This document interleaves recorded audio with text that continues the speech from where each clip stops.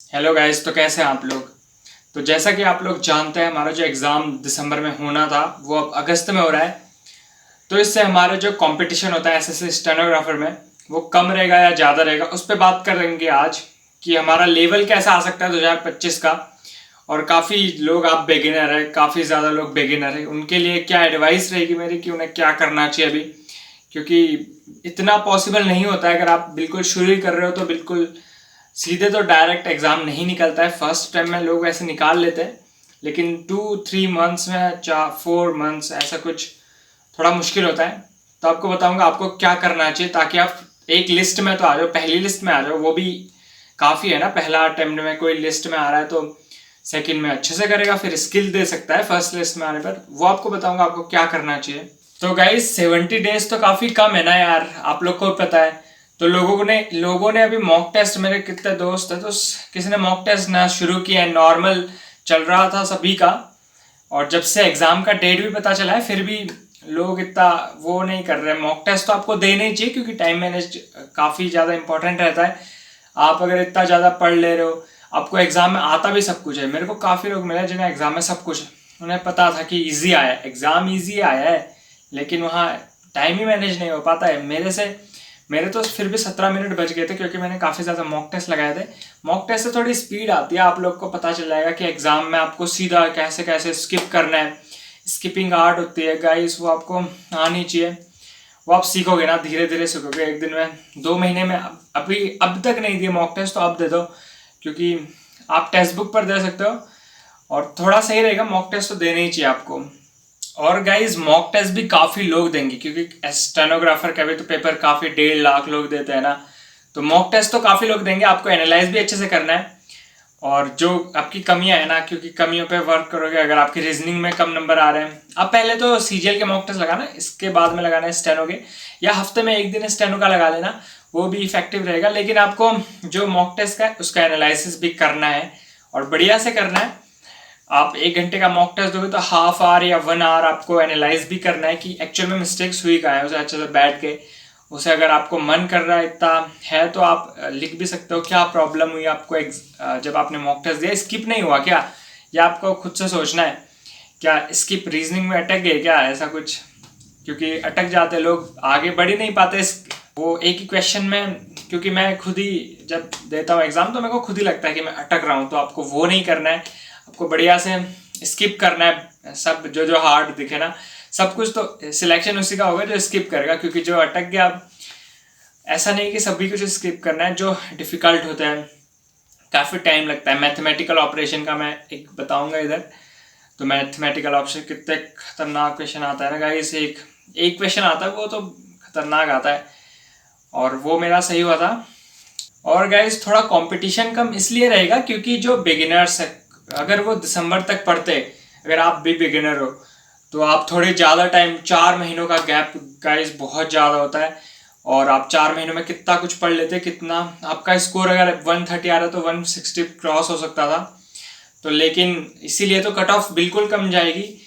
ठीक है, 140 से नीचे 130 कुछ भी हो सकता है, अगर वैकेंसी ठीक है, ठीक ठाक आ जाए तो कट ऑफ का तो टेंशन इतना नहीं है। आप लोग जो सोच रहे हो कि 150 जाएगी नेक्स्ट ईयर भी, तो वो ऐसा नहीं कि कंफर्म 150 जाएगी, क्योंकि आप जैसे बहुत सारे लोग हैं, क्योंकि जो सिलेक्ट हो जाएंगे वो थोड़ी देंगे पेपर।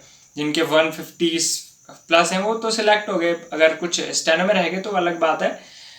ठीक है, स्टेनो में रहेंगे तो वो एग्ज़ाम देंगे। तो आपको इतनी भी ज़्यादा नहीं लोग होते कि सारे के सारे, तो आपको अच्छे से करना है। और कट ऑफ इस साल से तो कम ही रहेगी नेक्स्ट ईयर, चाहे पेपर का लेवल तो सेम ही आता है, नॉर्मल आता है। इतना ना ज़्यादा हार्ड बोल सकते हैं ना इजी बोल सकते हैं। 130 कोई भी ला सकता है, उससे ज़्यादा में 140 प्लस में फिर मेहनत लगती है गाइस। तो आपको अच्छे से, ठीक है, इतना नहीं सोचना है कि 150, मतलब अगर आप बिगिनर हो ना, बिल्कुल सीख रहे हो, तो आपको थोड़ा कम नंबर का हो जाएगा, इतना टेंशन लेने की ज़रूरत नहीं है। और गाइज अगर आपको थोड़ा पछताना नहीं है कि बाद में मेरा टाइम मैनेज नहीं हुआ एग्जाम में, तो आप मॉक टेस्ट लगा सकते हो टेक्स्ट बुक से।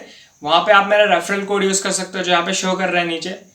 ठीक है, तो आपको 12% का एक्स्ट्रा डिस्काउंट मिलेगा जितना का भी आप खरीदोगे। तो आप देख लेना अगर आपको थोड़ा, क्योंकि मॉक टेस्ट तो आपको लगाने हैं चाहे आप कहीं से भी लगाओ।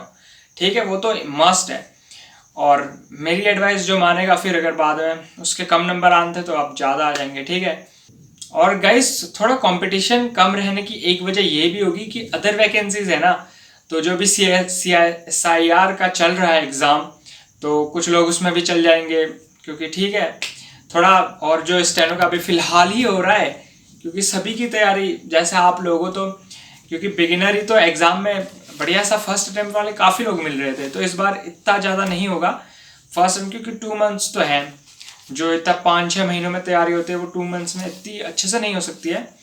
तो गाइस कट ऑफ तो कम रहेगी और कंपटीशन थोड़ा, जो CSR एग्ज़ाम दिया है ये भी सिलेक्ट हो जाएंगे, स्टेनो वाले भी सिलेक्ट हो जाएंगे, तो कंपटीशन ऑब्वियसली कम रहेगा। आप अच्छे से तैयारी करना, आप डीमोटिवेट नहीं होना इस टाइम पे, अच्छे से मॉक टेस्ट देना। अगर मैं आपको बोल रहा हूँ ना कि आप मॉक टेस्ट दो, आप नहीं मॉक टेस्ट दोगे तो आपका कुछ नहीं होगा, तो आपको डीमोटिवेट थोड़ा होना है उस पर, आपको अच्छे से प्रैक्टिस करनी है, ठीक है। आप अगर सोचोगे थोड़ा थोड़ी बातों में डीमोटिवेट हो जाते हैं, तो डीमोटिवेट मन में तो सोच लिया आपने डीमोटिवेट होना है, लेकिन एक्चुअल में आपको देना है मॉक टेस्ट।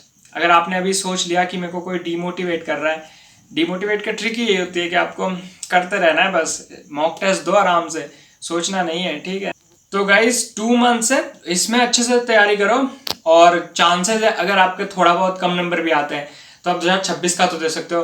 फर्स्ट लिस्ट में आपको जो CBT का लिस्ट आता है उसमें तो आपका नाम होना चाहिए, चाहे D में हो, ठीक है। इसके लिए आपको तैयारी करनी है। अगर आप बिल्कुल बिगिनर हो, आपको कुछ नहीं आता, ठीक है, और आपको बिगिनर्स के लिए मैं एडवाइस दूंगा कि आप उनको करना क्या चाहिए, उनको सिर्फ इंपॉर्टेंट जो पहले इंपॉर्टेंट पढ़ लो, 1 महीने में बिल्कुल इंपॉर्टेंट खत्म कर दो। जैसे जो क्वेश्चन मेनली आस्क्ड क्वेश्चन होता है, कैलेंडर के 1-2 क्वेश्चन टाइप वो हमेशा पूछे जाते हैं, और भी अदर ठीक है रीजनिंग के होता है, चाहे इंग्लिश के मान लो सब्जेक्ट वर्ब एग्रीमेंट, वहाँ से क्वेश्चन हमेशा आता है, वो तो डन है, आर्टिकल आता ही आता है, तो आपको ये पहले कर लेने चाहिए।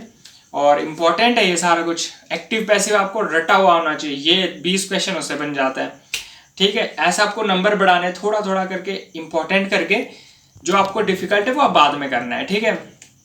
और गाइस आपको अच्छे से करना है, और इतना ज़्यादा टाइम नहीं है, बढ़िया से करना। और अगर गाइस आप बिगिनर हो और रीजनिंग की ट्रिक कुछ लोग पूछ रहे थे, लेकिन थोड़ा ब्लैक बोर्ड का कुछ हो जाए इंतजाम, तब मैं, क्योंकि टाइम तो है भी, ट्रिक ऐसा थोड़ी कि आपको साल लग जाएगा, आपकी रीजनिंग थोड़ी बहुत तो स्ट्रांग पहले से ही होनी चाहिए, तभी आप ट्रिक भी सीख पाओगे। बिना रीजनिंग के आप ट्रिक नहीं कर सकते डायरेक्ट, तो आपको वो भी करते रहना है रीजनिंग अपने साथ में। और गाइज अगर आप बिगिनर हो तो थोड़ा बहुत मैं कुछ इंपॉर्टेंट बता सकता हूँ, बढ़िया से एक वीडियो ले आऊँगा, तो आप बता देना कमेंट में आप बिगिनर हो या आप थोड़ा एडवांस लेवल के हो, तो उस हिसाब से मैं देखूंगा कैसी वीडियो बनानी चाहिए। और गाइज अगर वीडियो अच्छा लगे तो लाइक और शेयर और सब्सक्राइब जरूर करना।